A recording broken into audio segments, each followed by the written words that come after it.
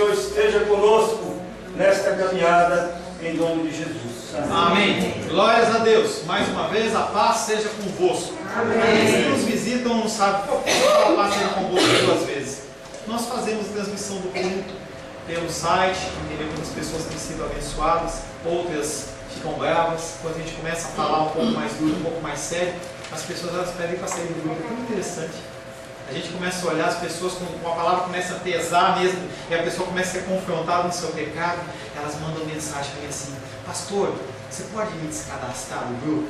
É interessante, é triste, mas é interessante. Eu não tenho uma palavra de consolo para você, eu não tenho uma palavra de conforto, eu tenho uma palavra de correção para você. Tá? Nós temos sido alisados a vida inteira e nós precisamos de conselho. O Senhor está às portas. Eu espero que no dia do Senhor você esteja conosco, comigo, entendeu? Como os aprovados, não como os bodes, tá? Porque vão estar todos juntos ali. O Senhor fala assim: ó, daqui para a direita é ovelha, daqui para cá é bode, e a decisão sua é hoje, a decisão sua não é amanhã, e para isso você precisa de correção. Depois de 3 meses e meio, 14 cultos, nós finalizamos, né, Cleidinho?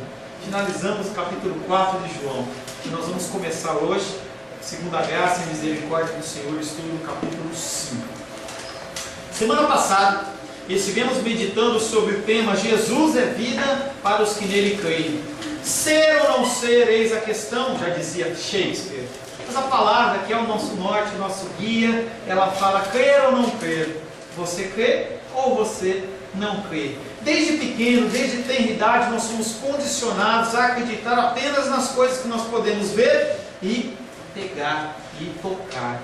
O versículo que ficou da semana passada para a nossa meditação foi João 4,53, que diz: então o Pai constatou ser precisamente aquela hora em que Jesus lhe dissera que o Filho vive, e creu ele e todos os da sua casa.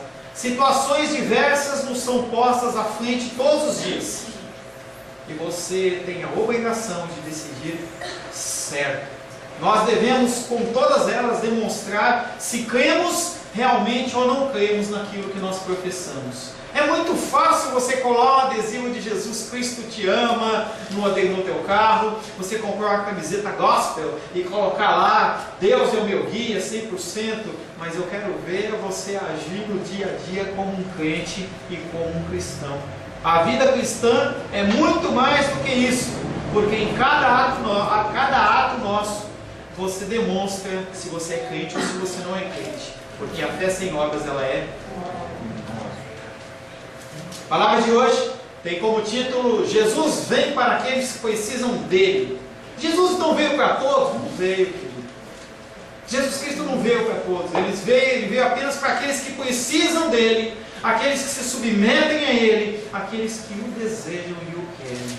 Quero convidar você a abrir a palavra de Deus no Evangelho de João, capítulo 5. Evangelho de João, capítulo 5. Nós vamos ler do verso 1 até o verso 13. Se você não tem Bíblia, você levanta a sua mãozinha. O meu diácono ali, ele vai... Ó, gostou aí? Ele vai entregar a Bíblia para você. Se você sabe de cor, entendeu? Não se constranja, fique só olhando, não tem problema. A pessoa sabe os versículos de cor, eu não sei, ainda tenho que ler. João capítulo 5, verso de 1 a 13 diz o seguinte. Momento para as pessoas encontrarem. Evangelho de João, Mateus, Marcos, Lucas, João. Piadinha de sempre, se te ajuda alguma coisa, página 912. Vamos lá. Assim diz a palavra de Deus. Passadas essas coisas, havia uma festa dos judeus e Jesus subiu para Jerusalém. Ora, existe ali junto à porta das ovelhas um tanque chamado em hebraico Betesda, o qual tem 5 pavilhões. Nestes jazia uma multidão de enfermos, cegos, coxos, paralíticos, esperando que se movesse a água. Porquanto um anjo descia em certo tempo, agitando-a, e o primeiro que entrava no tanque, uma vez agitada a água, sarava de qualquer enfermidade que tivesse. Estava ali um homem enfermo havia 38 anos.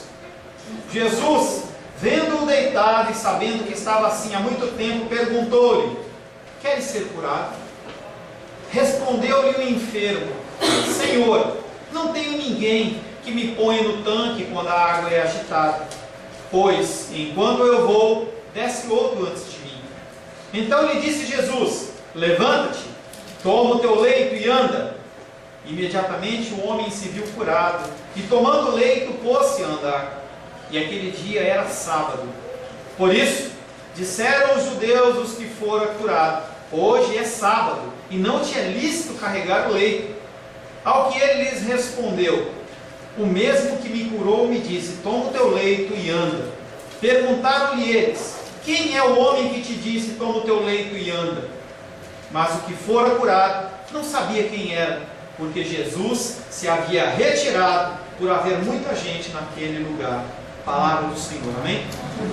Senhor, em nome de Jesus, agradecemos ao Senhor, Pai querido, pela leitura da Tua Palavra. A Tua Palavra é viva, a Tua Palavra é eficaz. Não há nada, Pai querido, que eu possa vir a acrescentar que seja digno da Tua Palavra. Mas nós estamos aqui, Pai querido, carentes do Senhor. Queremos ouvir a Tua voz, queremos ouvir um recado santo aos nossos corações, queremos receber uma direção para as nossas vidas, não apenas para esta semana, mas para toda a nossa vida, Pai. Queremos ser instrumentos do Senhor, e para isso nós precisamos do norte, da bússola, que é a Tua Palavra. Pai, me coloco na Tua presença mais uma vez, clamando pela Tua misericórdia, Senhor. Peço que o Teu Espírito Santo me utilize como instrumento da Tua vontade, que eu não venha falar nada do meu coração, Pai, que todo o sentimento, toda a palavra que provém do meu coração possa ser bloqueada, e se por um acaso ela chegar a escapar dos meus lábios, Pai, que ela não chegue a mudar ou a entrar na mente dos Teus filhos e das Tuas filhas, Pai. Nós precisamos do Teu Espírito Santo. Nos ensina, Pai. Faz com que os nossos espíritos sejam ensináveis nessa noite. Que nós possamos, Pai, que nos despojar de preconceitos e ficarmos apenas com a Tua Palavra, Senhor. Em nome de Jesus. Amém. Glórias a Deus. Pela segunda vez, Jesus sobe a Jerusalém, mas dessa vez ele não vai ao templo. Como nós fazemos sempre quando nós iniciamos um capítulo, a gente faz um breve apanhado do que vai acontecer nesse capítulo para você se sintonizar. Jesus Cristo dessa vez ele não vai para o templo. Jesus Cristo ele vai encontrar-se com o povo marginalizado, as ovelhas sem pastor. Como a palavra ela é atual, porque nós vivemos um tempo em que não há pastores e as ovelhas elas andam desgarradas. Jesus cura um paralítico, figura dos oprimidos. A ação de Jesus, considerada uma violação do dia do descanso, era um conceito que encarnava a lei inteira. Este ato provoca a reação hostil dos detentores do poder, que põe a lei interpretada e manipulada por eles acima do homem. Eles olhavam para a lei como um meio de oprimir o povo e conseguir as coisas que eles assim queriam. Os homens eles ficavam relegados a segundo plano. Jesus define então aos que ouvem a Sua palavra que Ele está apenas dando prosseguimento à obra criadora do Pai. Não chegou o descanso para o Pai e também não chegou o descanso para Jesus. Ao contrário da obra dos religiosos, as manifestações de Jesus Cristo são manifestações de amor. O episódio que nós vamos iniciar descreve a cura de um enfermo por ocasião de uma festa. Uma festa que é designada como festa dos judeus. A figura do enfermo representa o povo excluído da festa. Para eles não há esperança. Nós vamos falar deste enfermo por algum tempo, e você tem que entender que está falando das pessoas que são excluídas. Pastor, nós nunca vivemos um tempo no Brasil com tanta gente dentro da igreja, e nunca vivemos um tempo de tantas pessoas vazias, pessoas com o coração endurecido, pessoas religiosas, pessoas místicas, porque você tem de um lado a religiosidade e dureza de coração em que nada é do Espírito, e do outro lado pessoas que distorcem o mover do Espírito Santo e fazem uma bagunça tremenda, e você não sabe se você vai para um lado, vai para o outro, fica no meio e fica aquele problema, e a grande massa das pessoas simplesmente saem da igreja, porque não encontram um lugar para congregar, um lugar que eles possam simplesmente ouvir a palavra de Deus. Uma coisa tão simples. Porque o Evangelho ele não é complexo, o Evangelho ele é simples. A gente pode complicar ele, conforme o nível da igreja vai subindo, você pode falar em grego, pode falar em hebraico, mas o simples as pessoas não sabem. Eu tenho vários alunos meus aqui de faculdade, alguns que congregam, outros que estão de passagem. Em todos os polos que eu passo, eu pergunto: você já leu a Bíblia? A grande massa não leu a Bíblia. Está fazendo curso de teologia, mas não sabe de Jeremias, onde está, se é Novo Testamento, se é Antigo Testamento, não sabe nada. Não sabe o que é salvação, não sabe o que é Bíblia, não sabe o que é oração. E as pessoas elas acham que elas são cristãos apenas porque estão frequentando uma igreja. E isso é um engano. Elas aceitam Jesus como Salvador e o coração delas continua entregue às obras das trevas. As pessoas se batizam e continuam com as vestes imundas e não querem mudar. E aí os púlpitos auxiliam, porque oferecem exatamente o que os corações querem receber. Quando você fala em oferecer para alguém uma comida com substância, a pessoa não quer. Ela quer o Big Mac, a pessoa quer o sanduíche, a pessoa quer a pizza. E hoje eu estava conversando com a minha esposa e a gente falava assim: como o americano come mal? Ele só tem fast food. E a gente, dentro da igreja cristã, estamos igualzinho, só querendo fast food. Coisa que nos alimenta momentaneamente, e eu não quero ser confrontado, eu quero ter minha vida sem nenhum tipo de movimentação. Por favor, pastor, eu já tenho uma vida complicada e eu não preciso de mais alguém puxando a minha orelha. Sinto muito, você está no lugar errado. Sinto muito. Primeiro versículo que nós vamos estar meditando, João capítulo 5, verso 1. O evangelista João, ele é um escritor de mão cheia. Quando você lê os evangelhos, ou você lê os textos bíblicos, você tem que entender que as pessoas que escrevem, elas são inspiradas pelo Espírito Santo, não escrevem o que eles querem, o que eles acham, como eles acham, e eles são capacitados pelo Espírito a usar figuras de linguagem e construções gramaticais perfeitas. Evangelho de João capítulo 5 é uma prova disso. Esse homem não entra direto no texto, ele vai dar toda uma ambientalização para você e você vai perceber a profundidade desse evangelho. Depois disso, por ocasião de uma festa dos judeus, Jesus subiu a Jerusalém. Qual que é o intervalo de tempo? Depois disso o quê? O intervalo é do tempo que nós trabalhamos na semana passada, nós não sabemos o tempo, entre a cura daquele filho do oficial do rei. Um tempo se passa e aí Jesus Cristo ele vai novamente a Jerusalém e fala-se de uma festa dos judeus. Que festa é essa? Não se sabe. Uma característica do evangelista João é que ele faz ligação da palavra de Deus com festas. Porque o homem e a mulher, o ser humano, ele gosta de festas. E quando você dá um ponto de referência, é mais fácil da pessoa se localizar. Em João capítulo 2, verso 13, ele ambientaliza tudo na primeira festa da Páscoa. Em 6,4, em outra festa da Páscoa. Em João 7,2, a história roda em torno da festa das cabanas. Em João 10,22, festa da dedicação. Em 11,55, novamente a festa da Páscoa. Os escritores bíblicos, por toda a Bíblia, eles fazem isso. Para você saber que o que está sendo falado não é uma historinha. Não é algo que a pessoa comeu uma feijoada e ela falou. Não, é coisa que aconteceu de verdade. E aí eu separei um texto, um pequeno texto, que é de Ezequiel, que eu amo o texto de Ezequiel, que está em Ezequiel capítulo 1, versos 1, 2 e 3, que diz: aconteceu no 30º ano, no 5º dia do 4º mês, que estando eu no meio dos exilados, junto ao rio Quebar, se abriram os céus, e eu tive visões de Deus. No 5º dia do referido mês, no 5º ano do cativeiro do rei Joaquim, veio expressamente a palavra do Senhor a Ezequiel, filho de Buz, o sacerdote, na terra dos caldeus, junto ao rio Quebar, e ali esteve sobre ele a mão do Senhor. Aquele livro de Ezequiel inicia ele dando o endereço. Ele mostra quando aconteceu, ele faz relação com o evento de um cativeiro babilônico. Se você for na história dos babilônicos, vai estar lá. A pessoa não está achando que a história está voando. Não é um conto de Machado de Assis ou de qualquer escritor, não. É uma coisa que aconteceu realmente e está lá nos escritos da Babilônia. Se você for lá na história, você vai encontrar que houve esse rei, que houve esse tempo, que o povo estava exilado lá. O escritor bíblico está mostrando para você quando ocorreu isso. Você pode fazer uma leitura superficial, mas você também pode se aprofundar, ir atrás. Ele te dá margem para você se localizar. Ele te dá uma direção, ele te dá um norte. Essa festa que nós estamos falando é uma festa que não é identificada. Festa dos judeus. Estranho, porque João ele sempre identifica as festas, mas essa ele não identifica. A menção de uma festa dos judeus sem especificação, ela tem sentido como toda a palavra que está ali. Ele não falou a festa específica, porque ele quis que você prestasse atenção ou perguntasse, por que ele não falou? E aí o Espírito ele vem te trazer entendimento. Como na primeira Páscoa, a determinação de festa dos judeus faz com que a visão seja uma festa vista daqueles que estão de fora.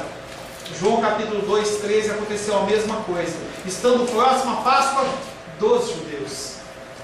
Não era qualquer judeu, ou melhor, não eram todos judeus, mas eram uma casta específica. Essa festa de 2,13, como de 5,1, era uma festa destinada aos religiosos. As pessoas que eram do povão não podiam participar. Então se fazia uma seleção.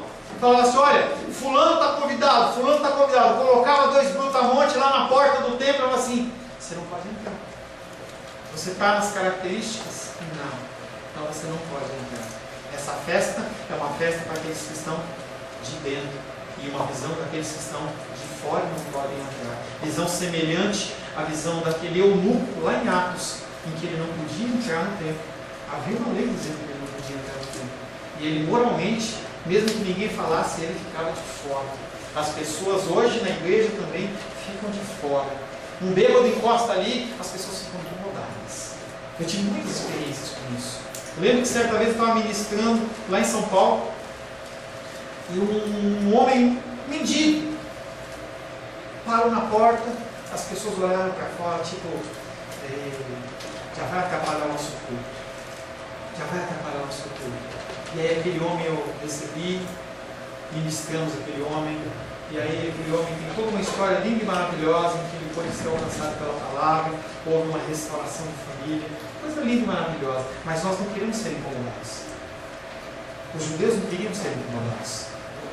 Os líderes religiosos dos dias de hoje não querem ser incomodados, porque é muito mais fácil pegar um grupinho bonitinho como vocês, do que a gente ir para a rua e fazer alguma coisa, porque na rua a gente recebe porta na cara, recebe não, amassa um papelzinho, um folheto, joga na sua cara. Aqui não, tudo lindinho, bonitinho, você toma um banho cheirosinho, tá aí, que delícia, entendeu?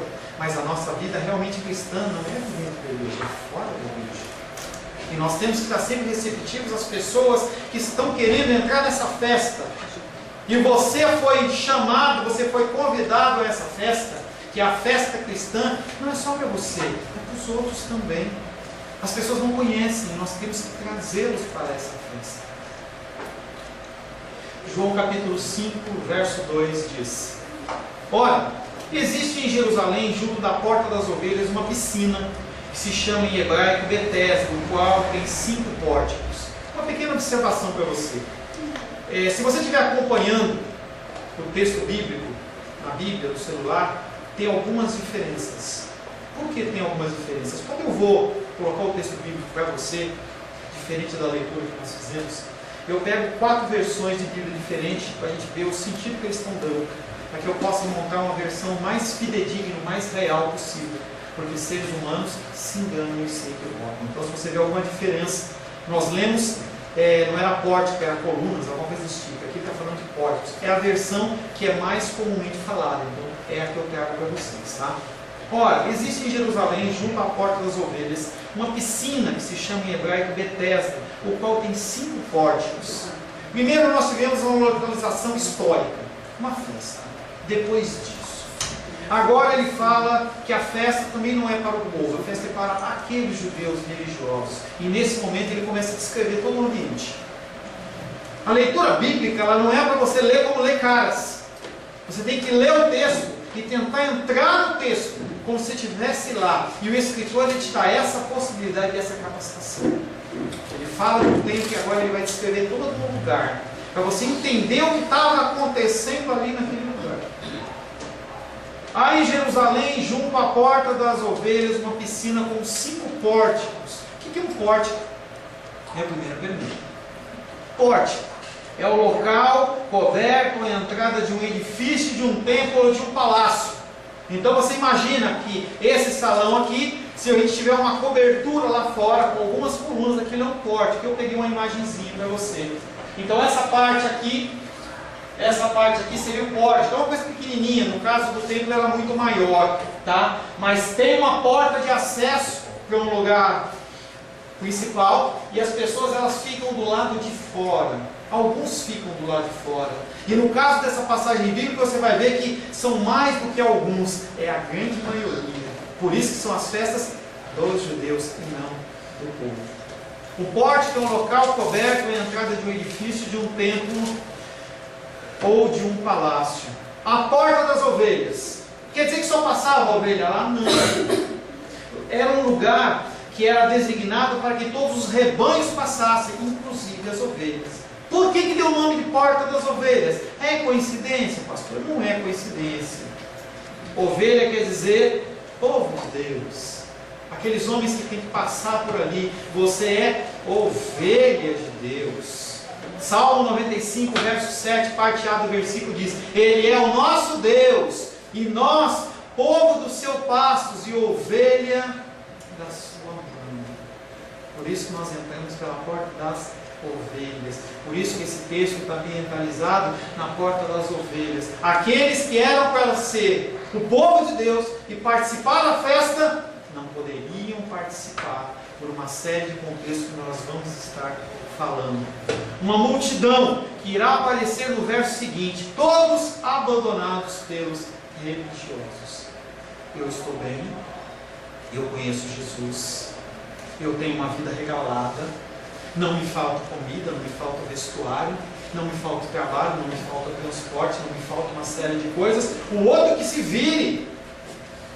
Eu não estou aqui para me preocupar com ele, eu estou me preocupado comigo. É a minha vida, a minha vontade, a minha necessidade. Eu. Maldita teologia cristã que fala isso. E nós temos desconstruído isso dentro da escola dominical, mostrando a miserabilidade minha e sua. E quando você entende que o padrão não é o outro ser humano, mas o padrão é Cristo, você tem que chorar, você tem que se humilhar, você tem que abaixar a sua soberba e falar: não é bem assim, eu sou um pouco pior do que isso. E se alguém fala mal de você, você fala assim: só isso? Ele não sabe de nada. Porque quando você se compara com outro, é muito fácil. É muito fácil você se comparar com um ladrão. É muito fácil você se comparar com um estuprador, com um bandido, um traficante. É muito fácil. Se compara com Jesus. Pega a palavra de Deus e começa a ver qual é o proceder de Jesus e qual é o seu proceder. Como que Jesus Cristo trata o próximo e como você trata. É alguma coisa que alguém falou aqui. Imagina se você cuidasse de você como você cuida do próximo. Isso é só o primeiro mandamento junto com amar a Deus sobre todas as coisas. Ele fala: ame a Deus sobre todas as coisas, e conjunção adicional, não é uma coisa ou a outra. Ame a Deus sobre todas as coisas e o próximo como a ti mesmo. Você demonstra amor pelo próximo? Você cuida do próximo? Você está preocupado com as pessoas que estão com fome, com sede? Você se preocupa com as pessoas que estão mendigando na rua? Você se preocupa? Na hora que você fecha as suas portas, você fala: bem, estou tranquilo. Isso não é demonstração de uma pessoa que é cristã. Era como os religiosos faziam. E você pode torcer o nariz e falar assim: malditos fariseus, você é igualzinho. Você age igual. Você não tem misericórdia pelas vidas. As pessoas estão morrendo de fome e você está preocupado com o teu sanduíche. Está preocupado com a tua pizza, com isso, com aquilo. Não estou dizendo que você tem que entrar, já falei isso, num sentido de que não posso fazer nada, todo o meu dinheiro é para caridade. Não é isso. A palavra de Deus diz que se você fizer isso, quando tiver amor, não vale nada.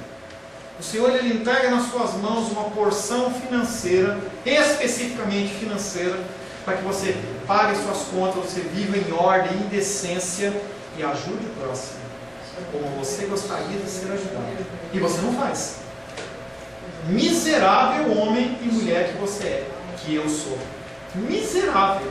e você ainda acha que você ainda é o filhinho do papai, a noiva de Jesus, se Jesus Cristo voltar hoje e Ele for pesar suas obras, será que você vai?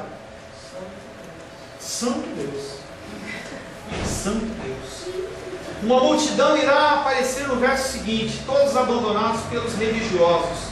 O pórtico, lugar do povo. O templo, lugar dos religiosos. Os pórticos do templo anteriormente eram o lugar do ensino oficial da lei de Moisés. Tinha o templo, na frente do templo, onde haviam 5 pórticos, era onde se ensinava a palavra para as pessoas. Se preocupavam. 5 pórticos, 5 livros da lei. Gênesis, Êxodo, Levítico, Número, Deuteronômio. É mesmo, pastor? É. As coisas que estão na Bíblia, se você cavar e você garimpar, você começa a descobrir coisas maravilhosas. Só que o povo era opresso por essa mesma lei. Uma lei que era interpretada literalmente. Uma lei que não tinha misericórdia. Era apenas literal. Como você usa a palavra para ferir as pessoas. O povo de Deus, você já deve ter ouvido isso, é o único exército que mata os seus próprios soldados. Os 5 pórticos eram um símbolo dos 5 livros da lei, sobre cuja opressão vivia o povo através da interpretação dos religiosos. 2 Coríntios capítulo 3, versos 4, 5 e 6. E é por intermédio de Cristo que temos tal confiança em Deus. Não que por nós mesmos sejamos capazes de pensar alguma coisa, como se partisse de nós. Pelo contrário, a nossa suficiência vem de Deus, o qual nos habilitou para sermos ministros de uma nova aliança. Falando com você, tá? Não é comigo, pastor, não. Também comigo. O qual nos habilitou para sermos ministros de uma nova aliança, não da letra, mas do Espírito. Porque a letra mata, mas o Espírito vivifica. Entenda, pelo amor de Deus, esse versículo. Não vai falar, não vou usar mais ler a Bíblia, no Antigo Testamento não se usa mais. Não entre nessa, porque isso é um engano. O que está falando é que você tem que interpretar a Bíblia sob a ótica do Espírito Santo, que é uma ótica de amor e misericórdia. Quando você interpreta a palavra de Deus através da ótica de Deus, você é diferente. Se você interpreta segundo a qual ótica, você é religioso, é um fariseu. E Deus olha para você e fala assim, bonitinho por fora e dentro podre. Dentro podre. João capítulo 5, verso 3 e 4 diz o seguinte: sob esses pórticos estavam deitados pelo chão numerosos doentes, cegos, coxos e paralíticos que ficavam esperando o agitar da água. Porque de vez em quando o anjo do Senhor descia à piscina e agitava a água. E o primeiro que descesse, logo que a água fosse agitada, ficava curado de qualquer doença que sofresse. No abrigo dessas colunas costumava ficar um abrigo de muita gente enferma. As pessoas elas ficavam na porta das ovelhas esperando que as pessoas que fossem entrar no templo olhassem para eles com misericórdia e dessem uma esmolinha. A gente vê isso demais pelas ruas. Qual a finalidade desses milagres que aconteciam nesse tanque de Betesda? Primeiro, para que os judeus verdadeiros, não todos, os judeus verdadeiros, soubessem que Deus estava presente e que eles pudessem ter esperança de que a situação deles podia mudar.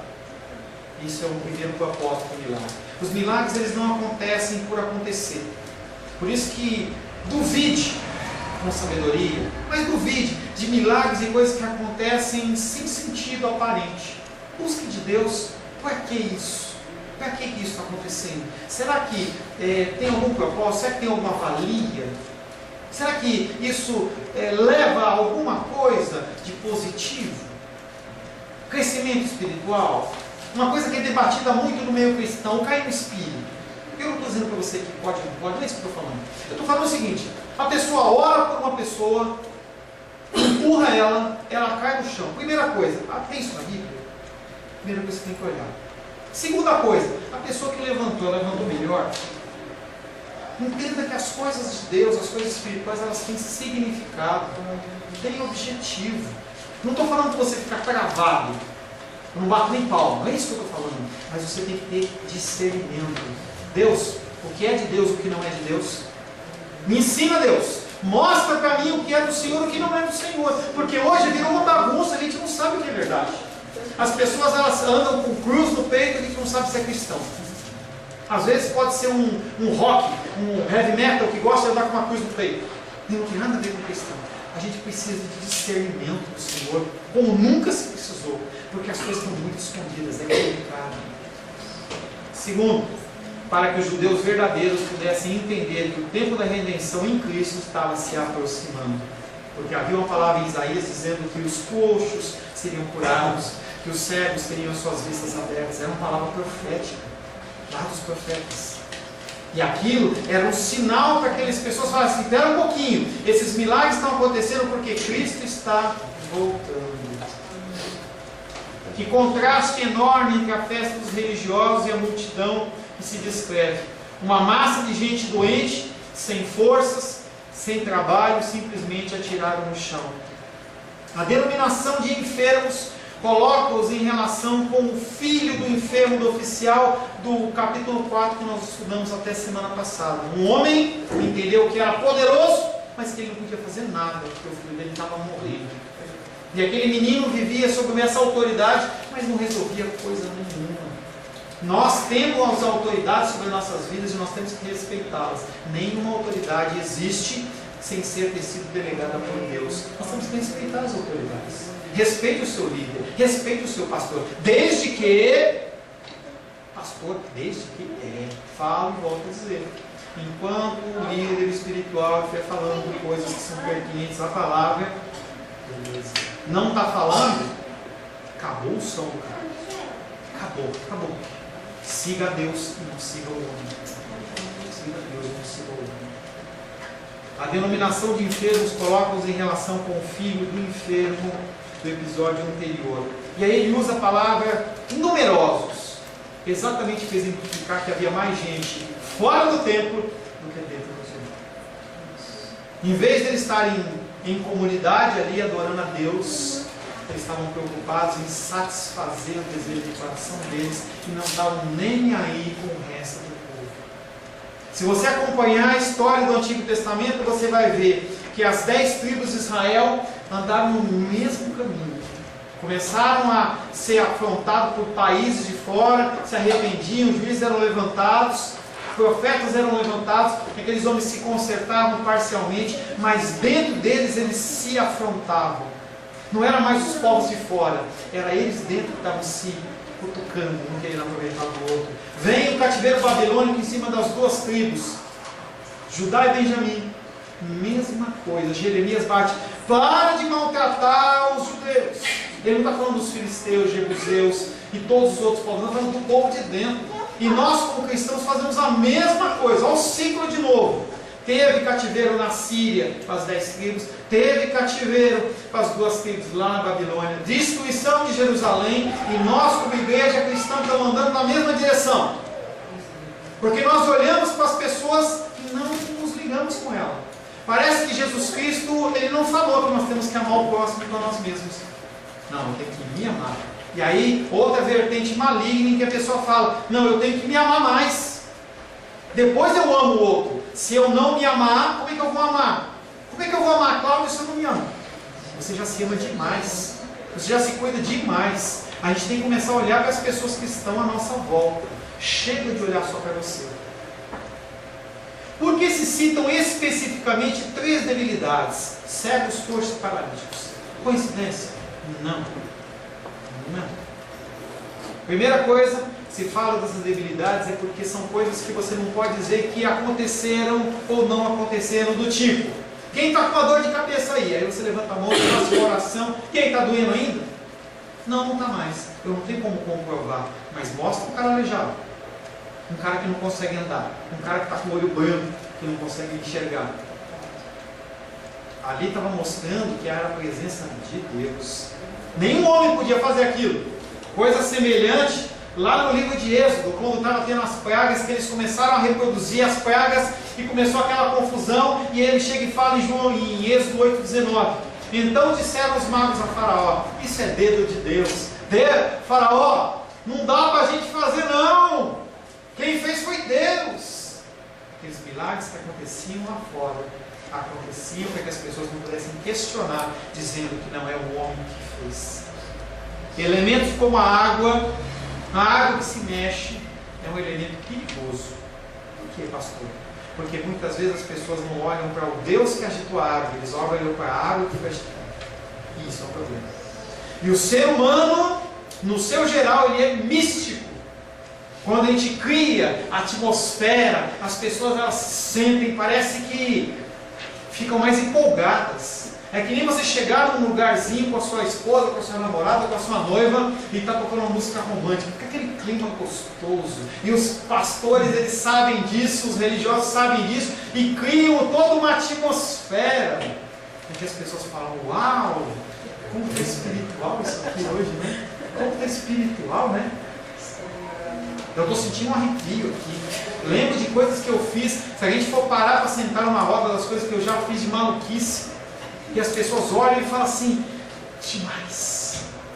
Hoje, gente, a gente está olhando para o elemento, não está olhando para o abençoador. É ele que a gente tem que olhar. A gente não tem que olhar para o óleo, a gente não tem que olhar para a água, a gente não tem que olhar para a cruz, a gente não tem que olhar, tem que olhar para Deus. Eleva os meus olhos para os montes, de onde me virá o socorro? O meu socorro vem do Senhor. Do Senhor. É do Senhor. Elementos como a água podem muitas vezes tirar o foco daquele que o agita, que é o próprio Deus, através dos seus anjos. Esta é uma preocupação patente nos dias de hoje, pois é mais fácil crer no que se pode ver e tocar. E aí a gente vê grandes circos dentro das igrejas, grandes shows, têm sido apresentados ao povo que recebe com alegria. Aleluia, misericórdia. Porque o povo recebe isso como se fosse bom. É como se eu estivesse oferecendo para você um prato de comida podre e você fala assim, que delícia. É isso que o povo está recebendo. Recebe com alegria o entretenimento como paga pelos seus dízimos e ofertas.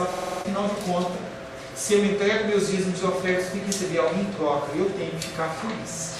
Então você tem que me fazer feliz. Tem que me fazer feliz. Os pastores que fazem você rir. Gente, não tem uma figura bíblica, não tem um pastor de igreja primitiva, não tem um pastor da igreja da Idade Média, século XVII, século XVIII, século XIX, que você vê como sério que faz o cara rir. Como é que eu posso fazer você rir se eu estou falando de morte? E as pessoas olham para os pastores contando piadas, historinhas, como se fosse uma coisa linda e maravilhosa. Parece que você esqueceu que você já foi pai e mãe, e você sabe que quando você repreende o seu filho, se não repreender firme, ele não dá atenção para você. Como é que eu vou fazer uma piada? Se você não ouvir o que eu estou falando, você morre. Como é que eu posso fazer uma piada com você? Mas as pessoas adoram os pastores que fazem piada. Campanhas mirabolantes. Cada vez se inventa mais. Ouvi agora, campanha da dupla honra. Você dá 2 dízimos, você recebe dupla honra.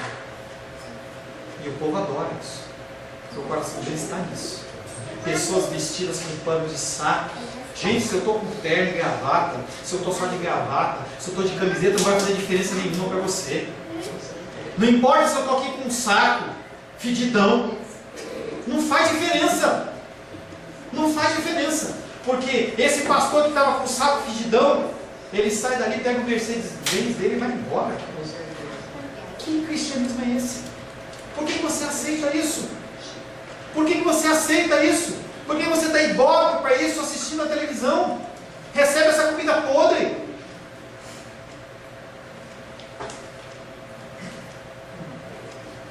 Os enfermos têm 2 características. Eles são cegos. Cegos por quê? Porque eles não têm a palavra de Deus.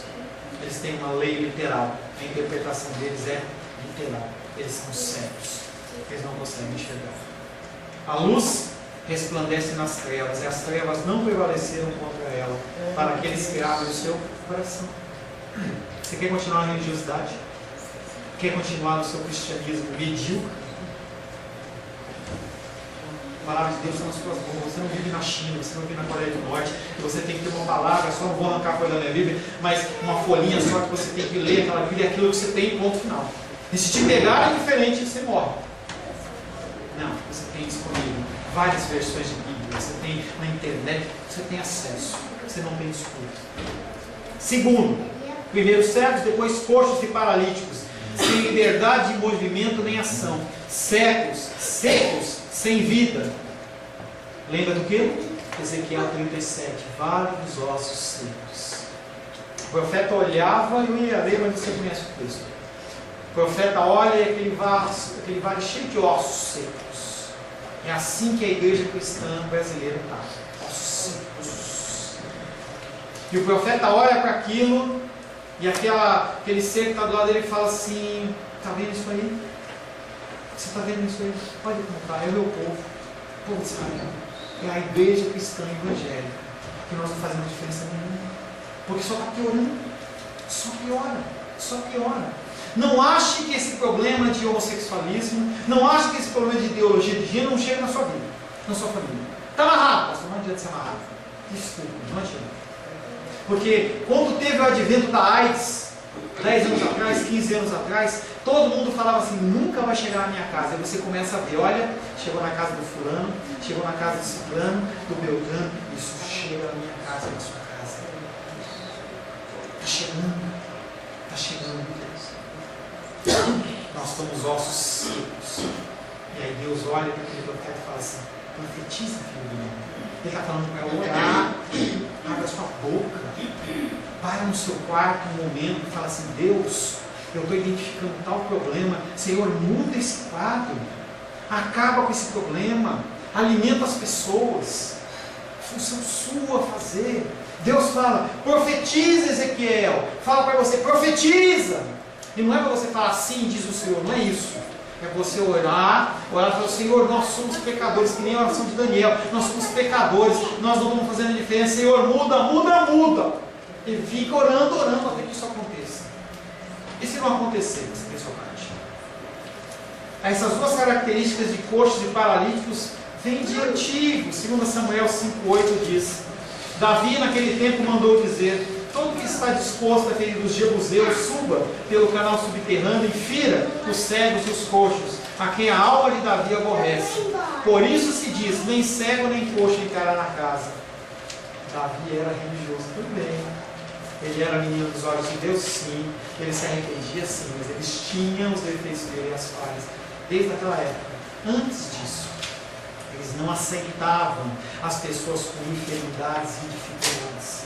Segundo esse entendimento, todo que tivesse defeito corporal, paralisado de pés ou mãos, coxo ou cego, surdo ou mudo, que tiver qualquer defeito visível, pessoa velha vacilante, que não se possa manter em pé no meio da assembleia, não pode participar da assembleia. Por quê? Porque os santos anjos de Deus estão neste lugar. Olha a religiosidade.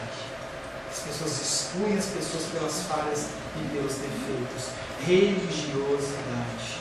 Se ele quer falar alguma coisa, fala por intermédio de alguém. Religiosidade. A multidão atirada nos pórticos está, portanto, excluída da festa. Não podem participar, ficam de fora. Vocês são imundos. Eu não estou nem falando de leprosos. Os leprosos não podem nem estar por perto. Assim se representa a situação do povo no versículo anterior. Para este povo impotente, enfermo, miserável, não há celebração nem alegria. E você vê essas campanhas mirabolantes que as pessoas inventam na televisão. E olha, você quer ser abençoado? Tem que dar R$1.000. Tem que dar R$2.000. Procura essa. Excluindo aqueles que são os pobres. Excluindo aqueles que não têm condição. Quer dizer que se você não tiver R$1.000, você não é abençoado de Deus? É isso? Onde está isso? Onde está isso? É gueto, é você formar um conjunto de pessoas como se fossem melhores. Não, fecha a porta da igreja aí, Paulão, para não entrar ninguém, porque aqui estão santos. A gente não pode misturar com ninguém. Centenas de anos antes, a situação já era denunciada por Zacarias, capítulo 10, verso 2 e 3. Porque os ídolos do lar falam coisas vãs, e os adivinhos veem mentiras. contam sonhos enganadores e oferecem consolações vazias. Por isso, anda o povo como ovelhas, aflito porque não há pastor. Contra os pastores se acendeu a minha ira, e castigarei os bodes guias. Olha que palavra dura. Os pastores, bodes guias. Mas o Senhor dos Exércitos tomará a seu cuidado o rebanho, a casa de Judá, e dará destra o seu cavalo, e fará destra o seu cavalo de glória na batalha. As pessoas que são verdadeiramente cristãs, elas não vão ficar nessas igrejas por muito tempo. Em algum momento, em alguma hora, o Senhor resgata eles. Mas a gente tem que orar para que o Senhor levante pessoas verdadeiramente líderes, que não estejam interessadas no seu próprio desejo, na sua própria satisfação, mas em morrer pela sua vida. Isso vale para você também. A situação dessa multidão, finalizando, explica a oposição de Jesus em relação a tudo isso que acontece. Por isso que Jesus não aceita a doutrina que está acontecendo no templo. Porque ele vê essa situação e ele fala: não é o que a palavra está dizendo. Jesus, pelo contrário, ele vem exatamente a estes marginalizados. Você é dependente de Deus. Você é carente do Senhor. Você precisa de Deus. Ele vai ao seu encontro. Ele te pega pela mão. Feche seus olhos.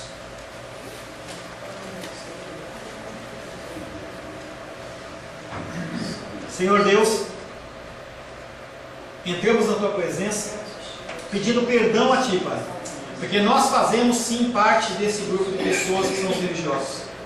Pelas nossas vidas, pelos nossos atos, é assim que nós procedemos. E sabemos, Pai querido, que não há lugar para pessoas desse tipo no Teu seio, no meio dos Teus salvos, Pai. Por isso nós queremos colocar a nossa vida nas Tuas mãos e clamar mais uma vez pela Tua misericórdia. Olha para nós, Senhor, com misericórdia. Abre os olhos do nosso entendimento. Nos dá discernimento, nos dá capacitação. Gera em nós, Pai querido, um amor pelo próximo, mais do que um amor a nós mesmos. Que nós possamos olhar para aqueles que nos rodeiam, Pai. Que nós possamos olhar para aqueles, Pai querido, que estão à nossa volta. Pessoas que não estão, Pai querido, simplesmente por estar ou uma simples coincidência, mas pessoas que foram colocadas pelo próprio Deus para caminhar junto conosco. Que nós possamos, Pai querido, agir como nós professamos. Que nós possamos, Pai querido, mostrar ao mundo que nós não somos apenas de palavras, mas nós somos de ação. Nós oramos sim, mas nós agimos, Pai. Nos abençoa, nós te pedimos, Pai, em nome de Jesus. Amém. Glórias a Deus.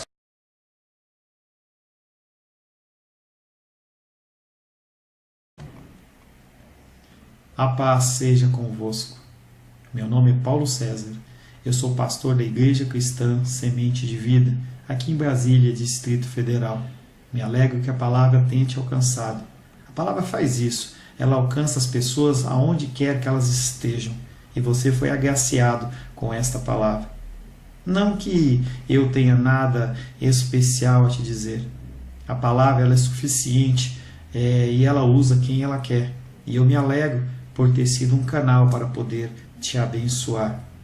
Mas eu quero te dizer que não basta você ser um ouvinte. Não basta ser uma pessoa que se alegra quando você ouve a palavra de Deus. A vida ela é feita de decisões. Se você está ouvindo essa palavra hoje, eu creio que o Espírito Santo tem um propósito especial com você. Muito mais do que prosperidade, muito mais do que uma cura física, uma cura emocional ou espiritual, Ele quer te alcançar para a vida eterna. Nós investimos nosso tempo, nós investimos as nossas forças em coisas terrenas, mas o Senhor Ele tem muito mais a oferecer. Ele tem sim para você a cura, Ele tem sim para você a prosperidade, mas Ele tem muito mais que isso. Submeta-se a um Deus que Ele é capaz de mudar e transformar a sua vida por completo. Creio que o Espírito Santo Ele é capaz de tocar o teu coração. Quero pedir que você curve a sua cabeça. Senhor, em nome de Jesus, coloco na Tua presença essa vida que ouve esta ministração, que ouve esta palavra. Pai, eu não tenho capacitação nenhuma, mas o Teu Espírito Ele é capaz sim de tocar nesta vida, gerar nela mudança, transformação, arrependimento. e que ela possa simplesmente bater no peito, convencendo-se que é pecadora e que precisa de um Deus salvador.